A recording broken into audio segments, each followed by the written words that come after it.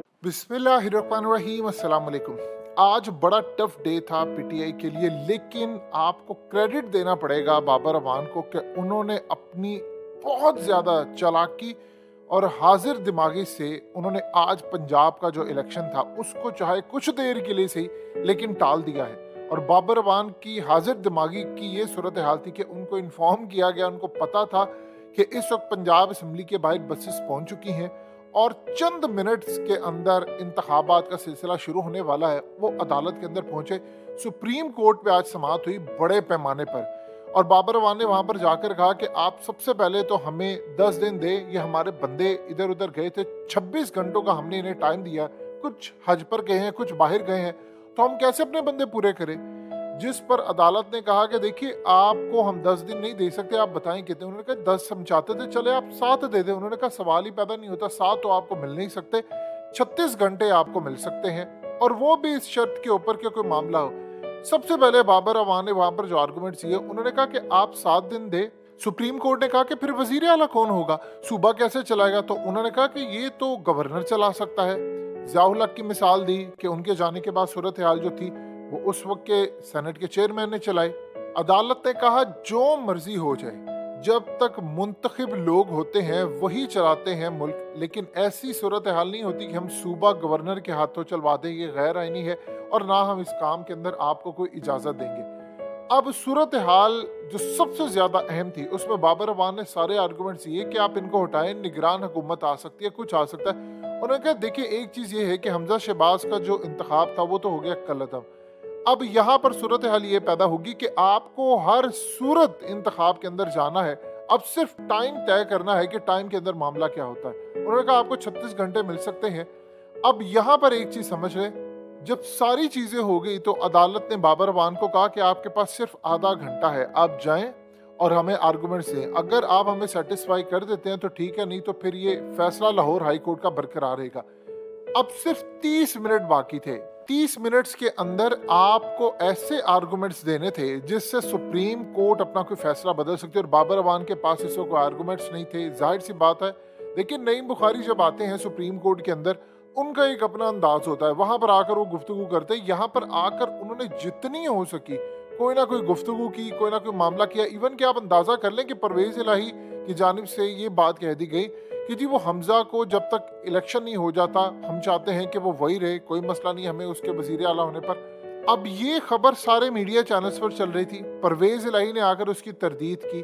अब ये कौन खबरें चला रहा है, कौन दे रहा है मीडिया को कि आपने ये खबर चलानी है परवेज इलाही के नाम से। आप जरा सोचें किस लेवल पर काम हो रहा है। जब ये सारी सूरत हाल होगी तो बाबर अवान के पास आखिरी हरबा ये था, उन्होंने आकर सुप्रीम कोर्ट को कहा कि आप एक काम कीजिए, आप हमें 24 घंटे दे दें, 24 घंटे हमें दे दें, हम आपको सोचकर बता देंगे। यानी 30 मिनट में इससे बेहतर आर्गुमेंट्स हो ही नहीं सकते थे। आपने सारे आर्गुमेंट्स दे दिए, दलीलें सारी उन पर काम नहीं करी थी। उसके बाद सूरत हाल ये पैदा हुई कि जस्टिस इजाजुल एहसन ने सबसे पहले कहा कि हमें ये बात समझ आती है, यानी उन्होंने कहा कि ये 4 बजे का जो इलेक्शन है ये तो नहीं हो सकता। वो जो गाड़ियां बाहर आई हुई थी वो अब पूरी तरह वहीं पर खड़ी रह गई हैं और हमजा शहबाज का इलेक्शन नहीं हो सकता। अब इस सूरत हाल के अंदर बाबर अवान ने जो आर्गुमेंट्स दिए उस पर चीफ जस्टिस ने कहा, और उसके बाद जो दीगर जज थे, कि ठीक है अब इस सूरत हाल में स्पीकर पंजाब असम्बली और वजीर आला पंजाब जो हमजा शहबाज हैं इनको बुलाते हैं और इनसे बातचीत करते हैं वीडियो लिंक के जरिए, उसके बाद हम कोई फैसला देंगे। इलेक्शन होगा, टाइम फ्रेम का है, ये मांग रहे हैं 7 दिन, सुप्रीम कोर्ट ने कहा है 36 घंटे, लेकिन अब कोई बीच वाला रास्ता होगा। लेकिन ये सारी सूरत हाल होने के बाद जो सबसे ज्यादा अहम तरीन चीज है कि इलेक्शन आज के दिन नहीं होने जा रहे, ये चीज तय होगी। वो 4 बजे वाला जो इलेक्शन था वो तो फारिग हो गया, लेकिन अब अगली जो सूरत हाल है, आप ये देखें कि हमजा शहबाज को अगर कोई वजीर आला पंजाब मुंतखब होता है तो उसको चाहिए 186 वोट्स, 186 वोट। अब हमजा शहबाज वजीर आला किससे बना, 25 वोट पीटीआई के लेकर, और 25 वोट अगर निकाल देते हैं तो हमजा शहबाज के पास क्या बाकी रह जाता है। अब वो कह रहे हैं कि जी नहीं, अब हमजा शहबाज को चाहिए, चूंकि अब दूसरा मरहला है तो 172 सादा अक्सरियत उसको चाहिए अपने आप को वजीर आला सामने रखने के लिए। अब इस सूरत हाल में आप ये देखें कि अगर पीटीआई के वो जो मुनहरिफ अराकीन है, अगर उनके वोट्स ना होते तो हमजा शहबाज तो कभी वजीर आला बन ही नहीं सकते थे। तो आपने अगर उनको कलअदम करार दे दिया है तो इसका ये मतलब है कि हमजा शहबाज का वो इंतखाब भी पूरा कलअदम होना चाहिए और होना ये चाहिए कि नए सिरे से जाकर बातचीत हो कि जी 186 वोट ही आपको लेने पड़ेंगे, ना कि आपको सादा अक्सरियत। ये कानूनी नुक्ता है जो असल में समझने वाला है। अगर आपने कह दिया है कि वो पहले लोटे हुए थे और वो लोटे देकर उन्होंने पार्टी को वोट दिया और वो फारिग हो गए, तो इसका ये मतलब है कि वो इलेक्शन भी फारिग हो गया। जब वो फारिग हो गया तो हमजा वजीर आला कभी रहे नहीं। अगर वो नहीं रहे तो फिर 186 आप उनको ले और इनके पास 186 नहीं है। यहां पर तो असल में वो बहस है। अब पीटीआई के लोग मिसाल के तौर पर बहुत सारे जो लोग हैं, अब अगर हज करने के लिए गए हैं तो आप ये बता दें कि वो हज से कैसे वापस आ सकते हैं, या वो आप 24 घंटे के अंदर आप कैसे आ सकते हैं। वो यही सूरत हाल होगी कि आप फारिग हो जाएंगे।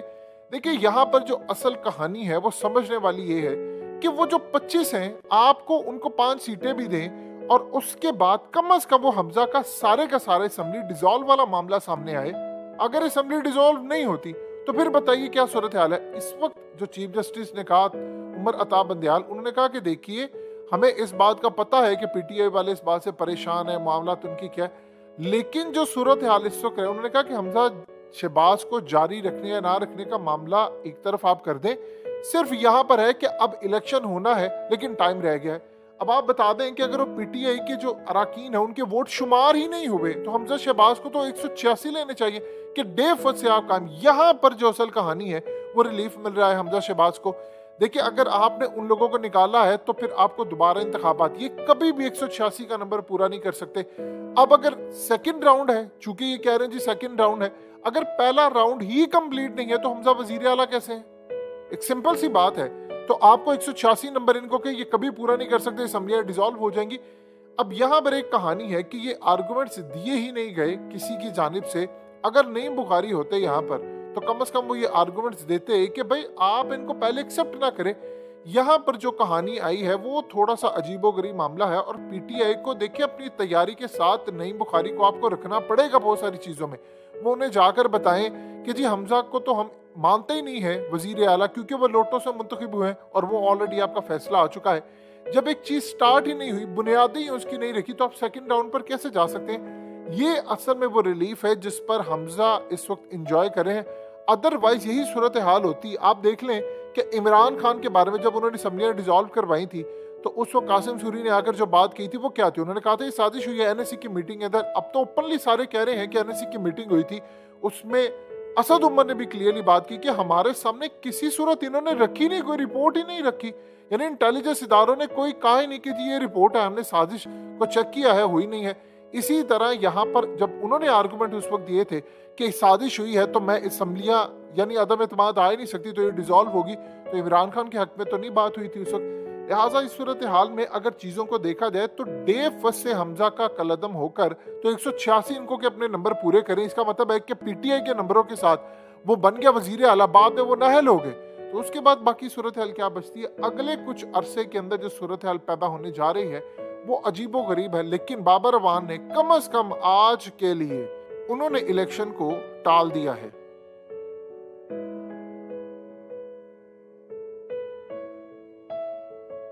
हकीकत टीवी को सब्सक्राइब करना मत भूलें, वीडियो को लाइक करें, शेयर करें और कमेंट सेक्शन में अपनी राय का इजहार जरूर करें।